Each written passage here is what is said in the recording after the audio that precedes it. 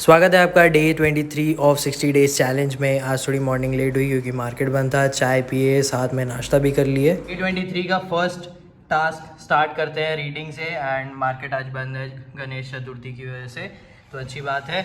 आज तो रेस्ट करेंगे और ज़्यादा एनालिसिस करनी है मेरे को। मैं हर वीडियो में अगर मैं बोलना चाहूँ तो आपको यही बताऊँगा कि भाई चार्ट एनालिसिस करो, समझो कि क्या कैंडल फॉर्मेशन करता है, आपको समझ में आ जाएगा। तो रीडिंग करते हैं, उसके बाद बताते हैं।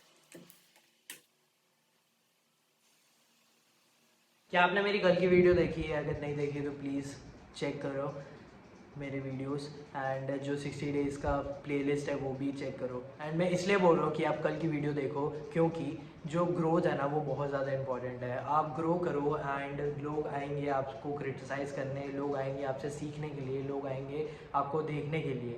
एंड ये बहुत ज़्यादा अच्छी बात है कि कोई ना कोई कुछ सीख रहा है या फिर कोई कुछ बोल रहा है, तो सबके अलग अलग ओपिनियंस है।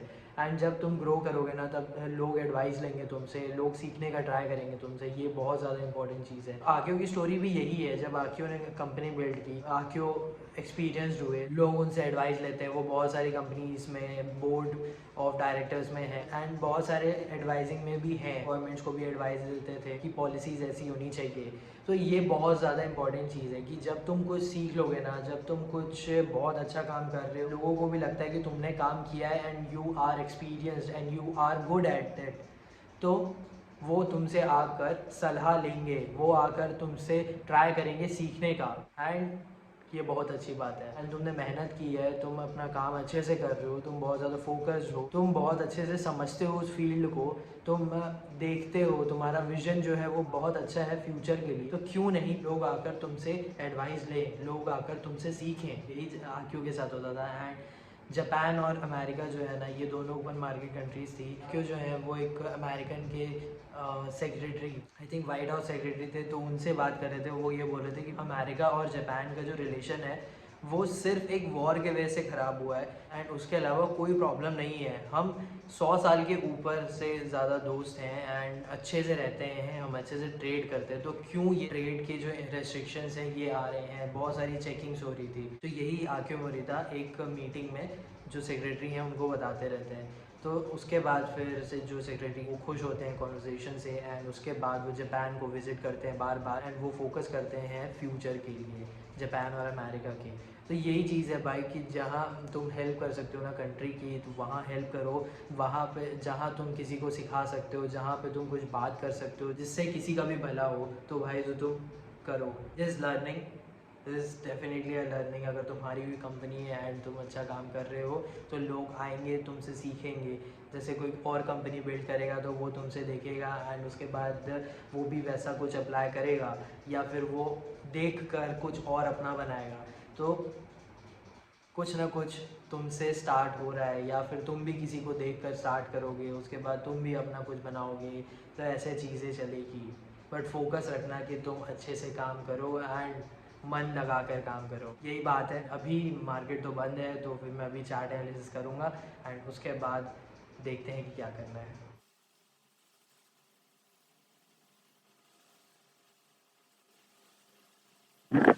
आज सारे मेंबर ऑफ पार्लियामेंट एक जगह पे मिले थे जो कि है central hall of old parliament building. मैं ओल्ड पार्लियामेंट बिल्डिंग इसलिए बोल रहा हूँ क्योंकि आज से सब के सब न्यू पार्लियामेंट बिल्डिंग में बैठेंगे। एंड आज जो स्पीच चल रही थी ना उसमें पूरी ग्रोथ की बात हुई है। जो प्राइम मिनिस्टर हैं उन्होंने पूरा बताया, हर ऑलमोस्ट हर सेक्टर की बात की है उसमें। एंड वो ये बोलते हैं कि जो हमारी कंट्री है वो विश्व मित्र है वर्ल्ड में, मतलब कि friend of world. And prime minister का पूरा ग्रोथ ओरिएंटेड स्पीच था एंड उन्होंने जो ओल्ड पार्लियामेंट बिल्डिंग है उससे नया नाम देने का ट्राई किया है एंड प्रस्तुत करने का ट्राई किया है। एंड आप खुद ही सुन लो। महानुभावों को एक प्रार्थना कर रहा हूं, एक विचार आपके सामने रख रहा हूं।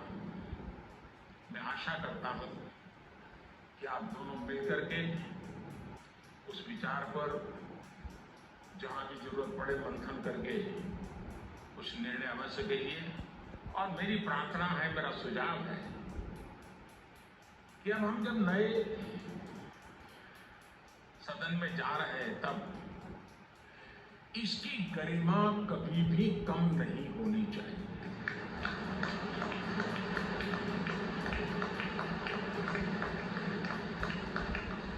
इसे सिर्फ पुरानी पार्लियामेंट कहकर के छोड़ दें, ऐसा नहीं होना चाहिए। और इसलिए मेरी प्रार्थना है कि भविष्य में अगर आप सहमति दे दोनों महानुभाव, तो इसको संविधान सदन के रूप में जाना जाए।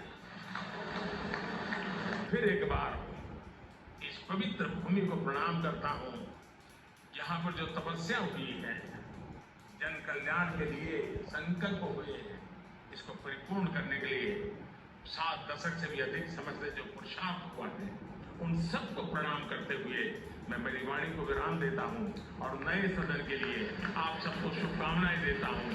बहुत बहुत धन्यवाद। प्राइम मिनिस्टर ने ये भी बोला कि हमारे पास 75 इयर्स का एक्सपीरियंस है एंड हम आगे भी स्ट्रॉन्ग बनेंगे। तो इसके बाद सब के सब चले गए न्यू पार्लियामेंट बिल्डिंग में।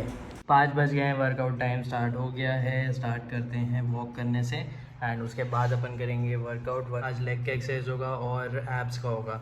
तो स्टार्ट करते हैं वॉक के साथ।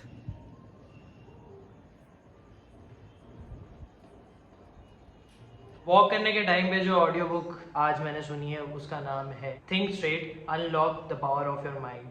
ये बुक एक बात समझाती है कि जो थिंकिंग है ना, वो सबसे ज़्यादा मैटर करती है। जो तुम्हारे थॉट होते हैं वही लाइफ में चलता है। उसमें एक क्वेश्चन था कि क्या थिंकिंग तुम्हारी लाइफ बनाती है? अकॉर्डिंग टू मी यस, क्योंकि जो तुम्हारी थिंकिंग रहती है ना, उस अकॉर्डिंग लाइफ चलती है। अगर तुम्हारी थिंकिंग नेगेटिव में जाएगी तो तुम्हारी लाइफ भी नेगेटिव होगी, क्योंकि तुम पॉजिटिव नहीं देख पाओगे। अगर तुम सिर्फ सोचोगे कि ग्रोथ माइंडसेट रखना है एंड ग्रोथ पे ध्यान देना है, पॉजिटिव देखना है, अगर चलो ठीक है कोई गलत भी हुआ है तो ठीक है, कुछ अच्छा हुआ है ना, उस पर ध्यान देना है। ऐसा नहीं है कि मैं काम करते हुए आ रहा हूँ और छोटी सी गलती हो गई या फिर बड़ी गलती हो गई तो सिर्फ मैं उसी गलती पे ही फोकस रखूँगा। ऐसा नहीं है। मतलब मूड ख़राब उस गलती की वजह से नहीं करूँगा, मैं पूरे काम को देखूँगा। तो थिंकिंग क्या रही? थिंकिंग पॉजिटिव की रही। थिंकिंग ये रही कि मिस्टेक से हमें और आगे बढ़ना है, हमें फोकस करना है कि मैं इतना लंबा काम करते हुए तो आ रहा हूँ ना, वो रखना है। थिंकिंग लाइफ बनाती है। उस बुक की समरी में ना एक एग्जाम्पल भी था कि एक पर्सन था, उसे एक रेंटेड हाउस चाहिए था एंड उसके जो लैंडलॉर्ड थे वो क्या पता उसे रखे कि ना रखे। तो ये उसका सोचना था, जो जिसको रेंट लेना था उसका ज़्यादा सोचना था कि वो रखेगा कि नहीं रखेगा, मुझे कहीं और ढूंढना पड़ेगा। एंड लास्ट में क्या हुआ, उन्हें वो घर मिल गया, क्योंकि वो लैंडलॉर्ड वापस से एग्रीमेंट कर रहे थे उन्हें रेंट पे घर देने का। तो ये जो सोच है ना, वो हमारी है। हमने पहले से जज कर लिया कि भाई हमें घर मिलेगा कि नहीं मिलेगा, हमें कहीं और ढूंढना पड़ेगा। भाई रुक तो जाओ, रिजल्ट का तो वेट कर लो। ऐसे बहुत सारी चीज़ें होती है लाइफ में, जैसे कोई काम करना है एंड हम पहले से ही सोच लेते हैं यार ये होगा कि नहीं होगा, कि अच्छा जाएगा कि नहीं जाएगा, या अब गलत तो नहीं हो जाएगा। पहले से ही सोच रहे हैं, हम पहले से ही जजमेंट कर दे रहे हैं and because of that judgement हम रुक जा रहे हैं करने से, या हम किसी और पाथ पे डाइवर्ट हो जा रहे हैं। तो जो थिंकिंग है ना, उसे करेक्ट करना पड़ता है। एंड ये जो थिंकिंग है ना, इसे प्रैक्टिस कर सकते हैं, वो मैं नेक्स्ट वीडियो में बताऊंगा। प्लीज़ नेक्स्ट वीडियो के साथ बने रहना, क्योंकि डेफिनेटली मैं बताऊंगा। एक चीज़ और बताता हूँ, जो थिंकिंग है ना, इसी से रिलेटेड जो मैं आज वीडियो में दिखाया, जो हमारे प्राइम मिनिस्टर हैं उन्होंने जो स्पीच दी वो पूरा ग्रोथ माइंडसेट की थी कि हमने ये काम किया है, हमारे सेक्टर्स में ऐसे काम हुए हैं, हम अब ग्लोबल इकनॉमी में काफ़ी ज़्यादा अच्छे पोजीशन में है, लोग हमें पूछते हैं, G20 में बहुत अच्छा काम हुआ है, बिकॉज ऑफ डैट कंट्री अब आगे है, आगे और भी जाएगी। तो ये पूरा थिंकिंग पे बेस्ड है। अगर हम ये सोचेंगे कि भाई हमारे साथ ये गलत हुआ है, हमारे कंट्री में ये गलत हो रहा है, तो हम सिर्फ वो गलत पे ही ध्यान देंगे, हम पॉजिटिव पे देखेंगे ही नहीं कि हम कहाँ से कहाँ आ गए हैं। तो ये बेस्ट एग्जांपल था एंड डेफिनेटली जो प्राइम मिनिस्टर का जो स्पीच था ना, वो पूरा ग्रोथ ओरिएंटेड था। तो ये बहुत अच्छी बात है एंड तुम भी अपने लाइफ में रखो ग्रोथ ओरिएंटेड, क्योंकि डे 22 की वीडियो है, उसमें भी मैंने बोला है कि ग्रोथ करो, सब आएंगे तुम्हारे पास। आज की वीडियो को मैं ख़त्म करूँगा। आई होप आपको समझ में आएगा कि ग्रोथ माइंडसेट रखो, थिंकिंग रखो ग्रोथ की। एंड ठीक है, बीच बीच में ना गलतियाँ होती हैं, बट ये कभी मत बोलना कि तुम बहुत सारा काम करते हुए आ रहे हो। ऐसा नहीं है कि सिर्फ तुमने एक वही गलती की है, वो पूरा काम भी किया है। तो वो काम पे फोकस करो एंड फिर वो गलती जो है ना, उसे वहीं पे ही रहने दो, उसे समझो एंड फिर आगे बढ़ो, क्योंकि वो पूरा एक पाथ है। Okay, now thank you for watching. Day 23 आज का ख़त्म हुआ, सारे टास्क कंप्लीट हो गए। अब कल मार्केट ओपन रहेगा, कल देखते हैं कि मार्केट में क्या रहता है। तब तक के लिए bye and thank you for watching.